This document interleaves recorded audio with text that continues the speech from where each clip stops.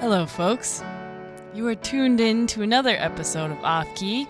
I'm Allie Branjord, and I'm here... Oh, can I say it again? I sound like a doof. I'm Allie Branjord, and I'm here... Yeah, that's better. I'm Allie Branjord, and I'm here with Shannon Brunet. Blah. This is part 2 of Dugan McNeill's interview, where we continue to talk about the band Chameleon. Stick around for our featured artist, Shalo Lee, and we play her track off of her new album, Hometown Girl. All the junk I see on my TV screen and the texting and streaming. What happened was because we were booking ourselves, we came up with an idea, which was, you know what? Why don't you just pay us a minimum and give us the door? And people weren't really doing it up to that point. Up to that point, I was playing in bands 6 nights a week, $1,200. The band splits it. You know, that's what everybody was doing. That kind of thing. It was really, it was tough. And they came up with this concept. You know, we really believe in our band. You know, we're starting from scratch anyway.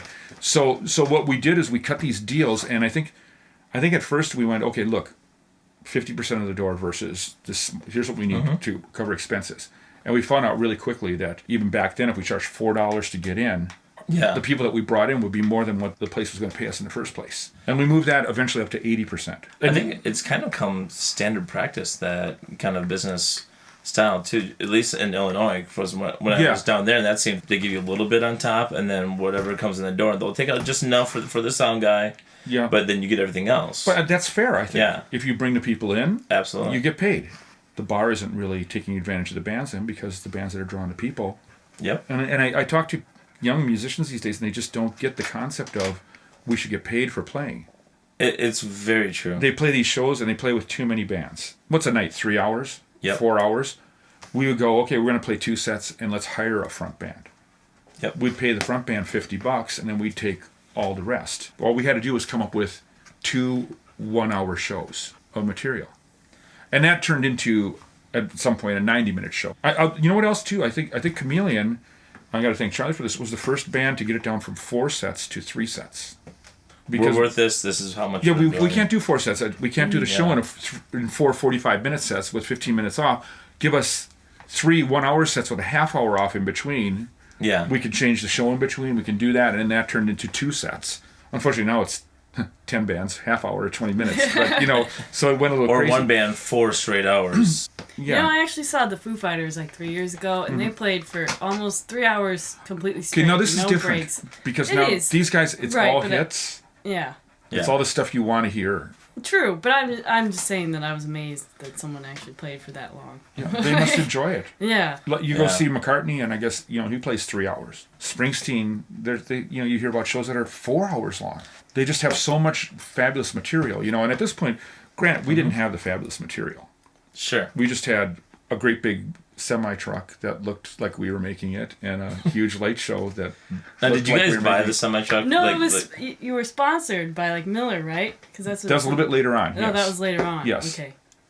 Yeah, we bought the semi-truck. Did you? Yes. That's awesome. And we bought the tour bus and all that kind of stuff, because we were making money. We had to have tax write-offs and things like that. The band was grossing, you know, $500,000 to $750,000, you know, a year, you know, and we had to come up with that. Of course, I was getting paid $200 a week. Finally, we took the books away from somebody. And what are these expenses? I see like $1,200 a month for vitamins. Vitamins. Quotation marks on those vitamins.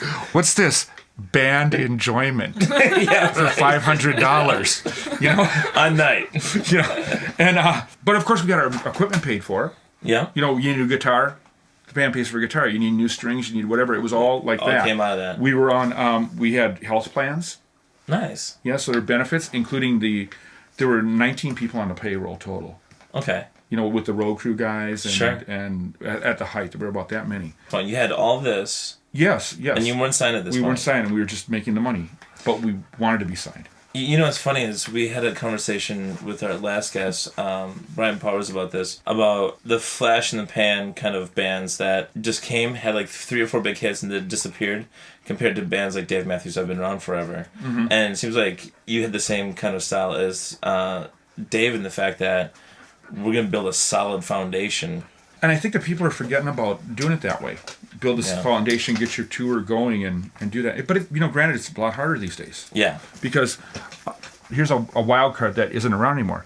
The drinking age was 18 and 19. Yeah, I think that changed a lot of things. And that changed everything. Yeah. We saw it hit Chicago first. Fabulous music scene. It just went down like that. Because let's face it, you start getting 21. You have more responsibility. You have rent. You have car. You might be getting into a house. You have a relationship going on. Some people even have, and you can't really spend all that money going out and partying all the time. When did it come to the point when you guys knew? All right, so here's what happened. Every time we did a record, we would always get the labels out because we were doing really well here. Our first album came out, and we outsold Tattoo You in the Midwest. Okay. That was a big deal. Only for 1 week, of course.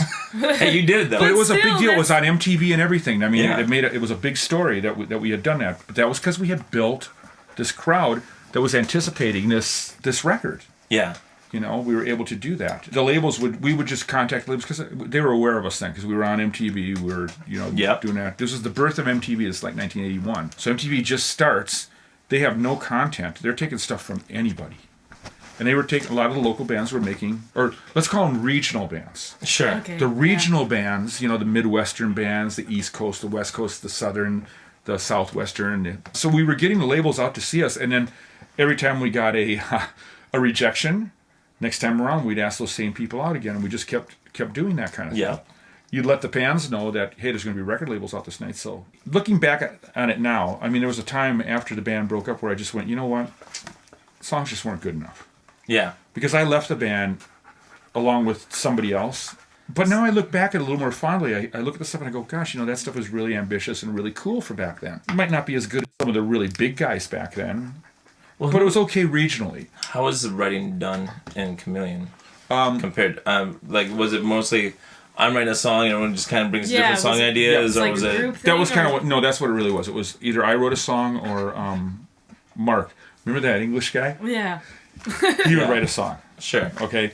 What I realized a couple years later was the reason the songs weren't that good, and I thought that fell a little bit short, were lyrics.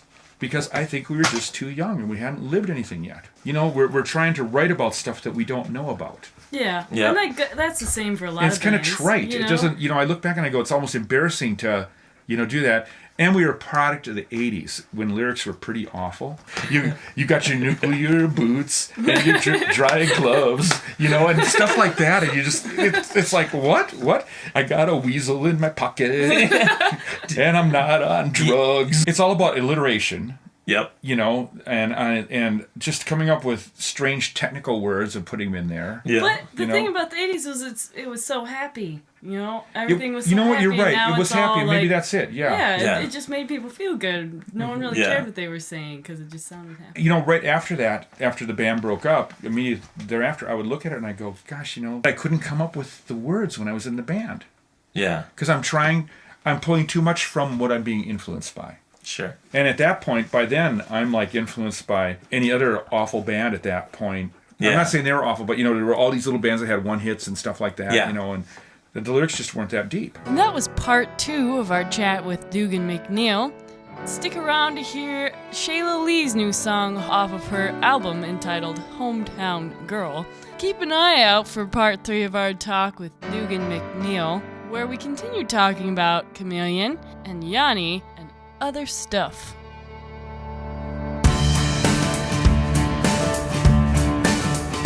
Lately I've been getting steadily closer to overexposure.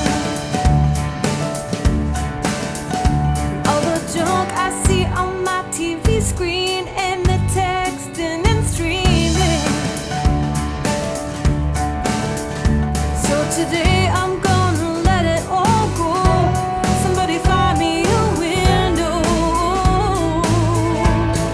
I'm taking it back to where it all started. 'Cause lately this world has become